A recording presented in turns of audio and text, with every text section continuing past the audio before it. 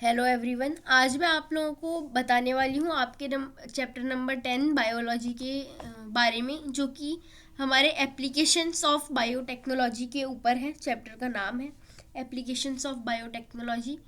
इस चैप्टर में हम पढ़ेंगे कि जो भी हमने बायोटेक्नोलॉजी के जो हमने पहले वाले पार्ट में पढ़ा था उसके एप्लीकेशंस के बारे में। जैसे कि जो हमारा बायोटेक्नोलॉजी है वो एग्रीकल्चर में काफ़ी यूज़फुल रहा है, और और भी जैसे इंसेक्टिसाइड्स हैं उनको बनाने में काफ़ी यूज़फुल रहा है। साथ ही साथ और भी बहुत सी चीज़ें हैं जिसमें उसने काफ़ी अच्छा रोल प्ले किया है। तो यहाँ पे हम एक तो दो चीज़ों के बारे में पढ़ेंगे। एक होता है GMOs, जो कि है जेनेटिकली मॉडिफाइड ऑर्गेनिजम्स, और उससे ही मिलता है। और दूसरा है GMC, जो कि है जेनेटिकली मॉडिफाइड क्रॉप्स।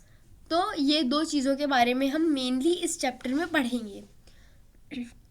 अब हमें यहाँ पे एग्रीकल्चर के बारे में बताया। एग्रीकल्चर में ग्रीन रिवोल्यूशन में बायोटेक्नोलॉजी में बहुत यूज़फुल रोल प्ले किया है। साथ ही साथ इसने कुछ केमिकल्स जैसे कि जो हमारा पेस्टिसाइड्स होते हैं, फर्टिलाइज़र होते हैं, उनको कम मतलब करने में हेल्प की है। जिससे क्या हुआ, जिससे बायोटेक्नोलॉजी ने मैन्योर्स अच्छे से बनाए, अच्छे अच्छे मैन्योर्स बनाए, कंपोस्ट बायो पेस्टिसाइड्स बनाए, बायो फर्टिलाइज़र्स बनाए, जिससे ऑर्गेनिक फार्मिंग जो है वो हमें देखने को मिली।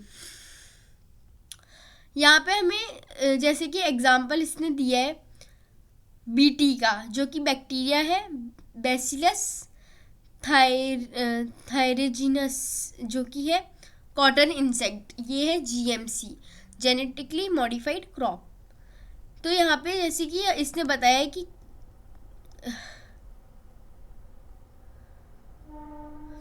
ये क्या कैसे जो ये GMC था ये बना। तो जैसे कि कॉटन जो है ये हमारा यहाँ पे होस्ट था। अब यहाँ पे क्या हुआ कि जो हमारा डिज़ायरेबल जीन्स था बैक्टीरिया का, वो हमने प्लांट में डाल दिया, और वेक्टर था उसका T प्लाज्मिड ऑफ एग्रोबैक्टीरियम। ये हमारा वेक्टर था। इसके थ्रू हमने जो बीटी था उसको प्लांट के अंदर इंसर्ट कर दिया। अब अब क्राइजीन जो था उसको यूज़ करते हुए उसने प्रोटीन बनाया जो कि इनएक्टिव था। अब वहाँ से क्या हुआ, जो इंसेक्ट था, इंसेक्ट ने फूड जो था फूड था, मतलब इंसेक्ट ने फूड इनटेक किया जो कि कॉटन और बैक्टीरिया था। अब बैक्टीरिया ने डिफेंस किया और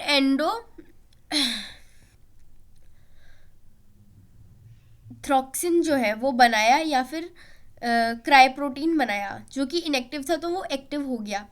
अब यहाँ पे इसने लिखा है कि जो बायो इंसेक्टिसाइड है वो एक तो मतलब एग्जाम्पल दिए हैं बीटी कॉटन का और बीटी ब्रिंजल का। फिर यहाँ पे हमें पेस्ट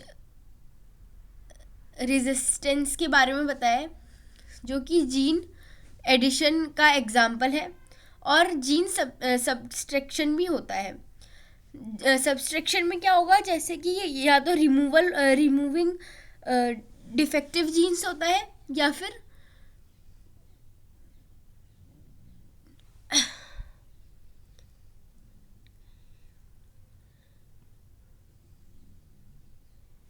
जो है डिवाइडिंग की उसमें वो आता है।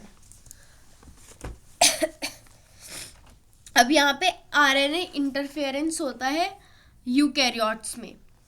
जैसे कि RNA जो है DNA से RNA बना, वो प्रोकैरियोट्स में जाएगा, उसके कैरेक्टर्स जो है वो हमें शो होंगे। यहाँ पे RNA जो है वो साइलेंस है। अब प्रोकैरियोट्स जो है वो है सेल्यूलर डिफेंस। और जो ये हमारा दूसरा है जो कि क्या है,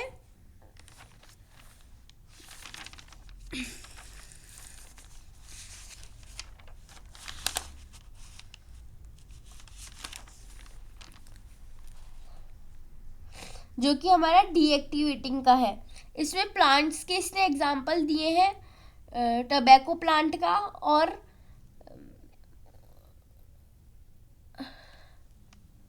और एक नेमोटाइड दिया है जो कि हमारा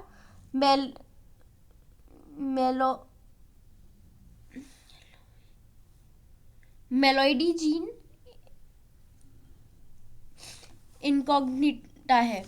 ठीक है, ये क्या होता है, ये रूट नॉट डिजीज होती है। अब ये जो नीमोटोइड है वो आरएनए के साथ में जो है वो हेल्प करता है और पेस्ट रेजिस्टेंस बनाता है। फिर यहाँ पे हमें न्यूट्रिशनल क्वालिटी बताई है जो कि गोल्डन राइस का एग्जाम्पल है। गोल्डन राइस बेसिकली क्या है, बीटा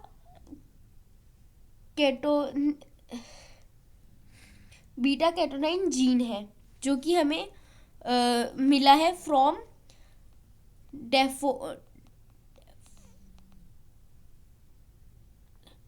डैफोडिल से। ये क्या होता है, विटामिन ए में एनरिच होता है ये वाला जो राइस है वो, और ये एग्रोबैक्टीरियम है मतलब एग्रोबैक्टीरियम से मिलता है। फिर यहाँ पे हमें हीरोडिन के बारे में बताया जो कि नेचुरल एंटी को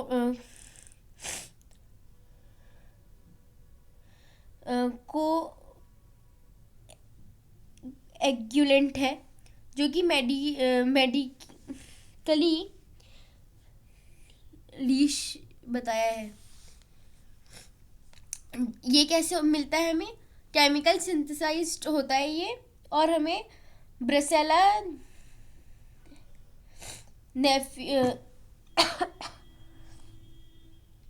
नेफ्यूस से मिलता है जो कि सीड फॉर्म करते हैं। फिर ये जो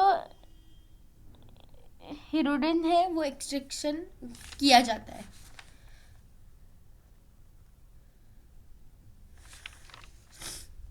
फिर यहाँ पे हमें फ्लेवर सेवर के बारे में बताया है जो कि टमाटोज में यूज़ किया जाता है। और मतलब इसमें क्या होता है, जो राइपिंग होती है वो पॉली गैल्सेक्टिनोज की वजह से होती है। इसमें क्या करते हैं, साइलेंस कर देते हैं जीन को जो कि कोडिंग करता है पॉली गैलेक्टोनेस को बाय आरएनए आई, और इसको मतलब इसमें तो इसीलिए इसको फ्लेवर सेवर कहा जाता है क्योंकि ये क्या है, बहुत टाइम तक ख़राब नहीं होता और एक अच्छी सी इसमें से स्मेल भी आती रहती है।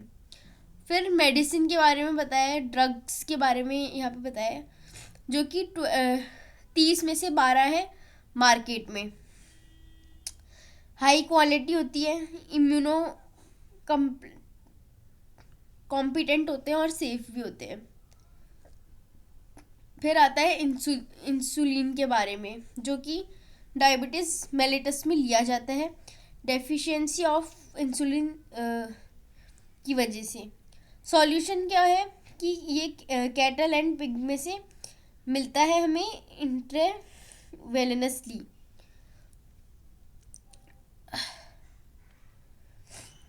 फिर हमें यहाँ पे हीमोलिन के बारे में बताया है कि जो बीटा सेल्स ऑफ इजलेट होती है वो यूज़ किया जाता है, और एलर्जिक मतलब प्रोबेबिलिटी है कि थोड़ी बहुत एलर्जी भी हो सकती है कुछ लोगों में।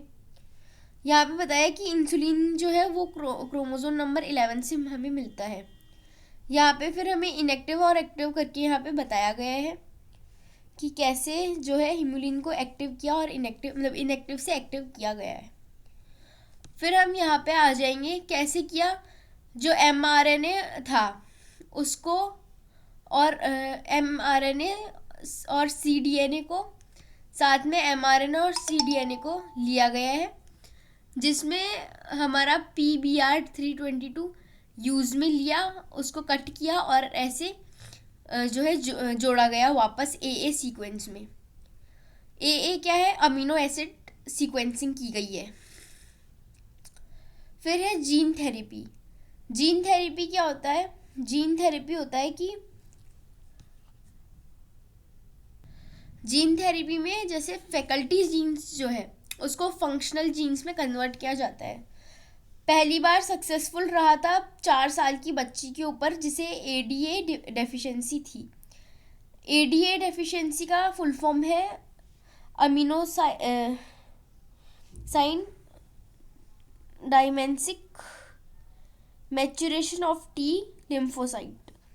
अब यहाँ पे हमें एक और चीज़ बताई गई है SCID के बारे में, जो कि सीवियर कंबाइंड इम्यूनो डेफिशिएंसी इसका जो है फुल फॉर्म है।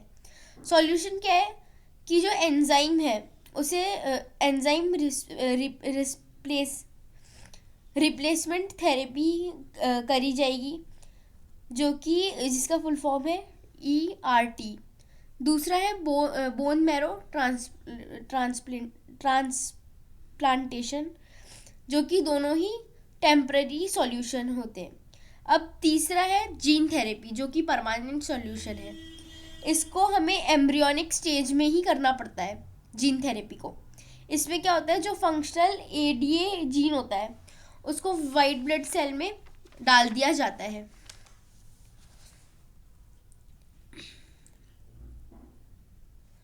फिर मॉलिक्यूलर डायग्नोसिस किया जाता है, जिसमें कि ब्लड या यूरिन सैंपल लेते हैं। उससे जो है हम मतलब ये कन्वेंशनल रहता है मॉलिक्यूलर डायग्नोसिस के लिए।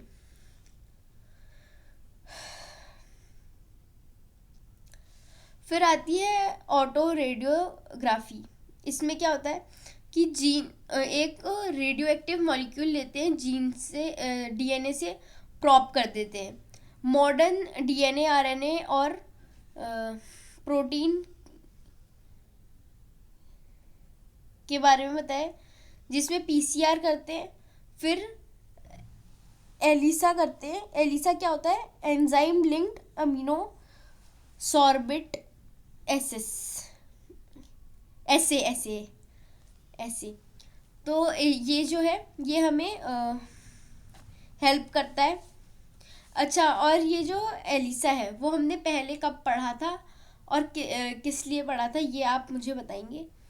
फिर AG और AB इंटरेक्शन किया जाता है, जो कि IVF एड्स में होता है। फिर हमें यहाँ पे ट्रांसजीन सेल के बारे में बताया, जो कि जेनेटिकली इंजीनियरिंग से की जाती है। DNA मॉडिफिकेशन भी इसको हम कहते हैं। साथ में जो ट्रांसजेनिक होता है, जैसे कि माइस जो है वो 95 हमें बताया है कैसे जो डिजीज़ थी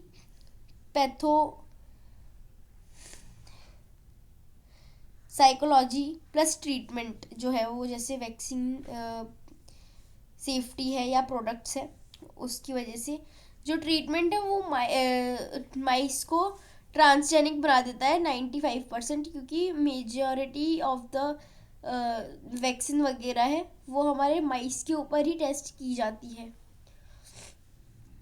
फिर रोजे जो थी वो फर्स्ट ट्रांसजेनिक काउ थी, जिसको हम क्यों थी, क्योंकि उसको हमने अल्फा लैक्टेलोमिन दिया था। फिर ट्रेसी जो थी वो शीप थी, उसको मतलब जो फर्स्ट ट्रांसजेनिक शीप थी वो ट्रेसी थी। और जो मंकी था उसका नाम था एंडी। गोट जो थी उसको स्पाइडर सिल्क के लिए हमने किया था ट्रांसजेनिक।